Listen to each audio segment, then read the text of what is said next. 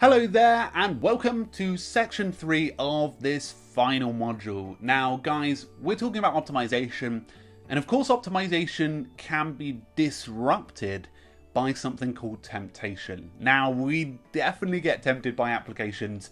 If you haven't and you're watching along, then I don't know why you're taking this course, because you've probably been tempted during your time on a to-do list application by another one. It's human nature for us to see something quite exciting and move towards it.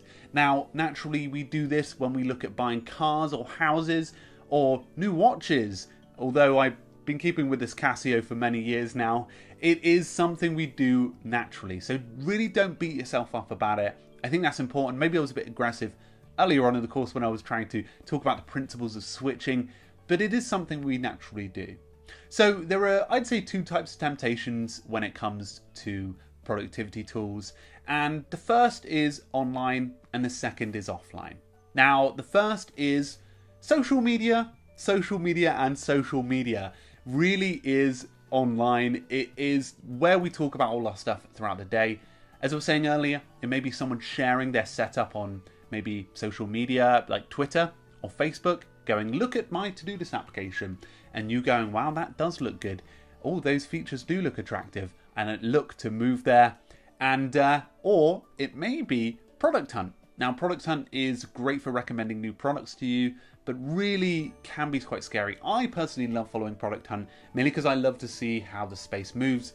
But what I recommend for removing some of these temptations is not to necessarily get rid of them, but just to create separate lists for different topics. Now, if you do want to go and indulge yourself in what's going on, you can catch up with Keep Productive or even go online and search for all those people. But creating a quick Twitter list might help you to refine who you're following and even fine-tune it. You may even, after this course, want to unfollow some of the applications or software that you followed before. Or maybe you want to get a few people out of your routine tweets because they maybe tempt you with other tools. Now, this is completely natural, and I don't think necessarily should be shamed upon.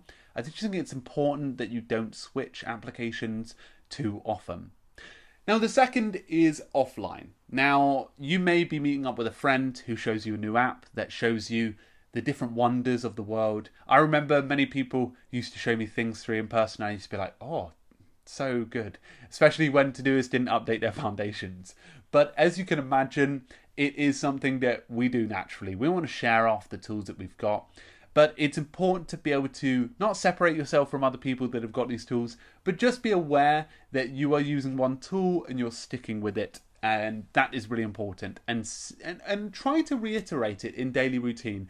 Try to say, I'm using this tool for a long period of time, and that's important to me. I'm trying to stick with this application, but of course, not sticking with it, that really does damage your productivity. If it's damaging your productivity, start the course again, go into the research and start the quadrant breakdown again, because it's really important that you aren't necessarily being like physically stuck when it comes to using a to-do list application. But moving on, it is important to be able to understand when people share this to you. Maybe it's a colleague at work, but just always have that one-liner. I've already got a to-do list app, thanks, but it's really looking good, because you don't want to disrupt the way that other people are using it, but naturally be confident about your own. And that's important to understand, is being confident about your own tool. That's something when we dive into the learning library in terms of what tools and how to go deeper with them, that you'll find incredibly valuable. And it's really important sometimes to become really obsessed with one application, because then you can really build workflows that land you in the right place for the future. So guys, in the next section, we're actually going to be touching on assisting practices, and then we're going to wrap up with learning library. Now, assisting practices will help you to further the way that you're using a to-do list application, and just a few bonus things from me, really. It's a way to just continually improve your productivity with a to-do list application, and I hope you find it valuable. So join us in the next section, and I'll see you in a moment, guys.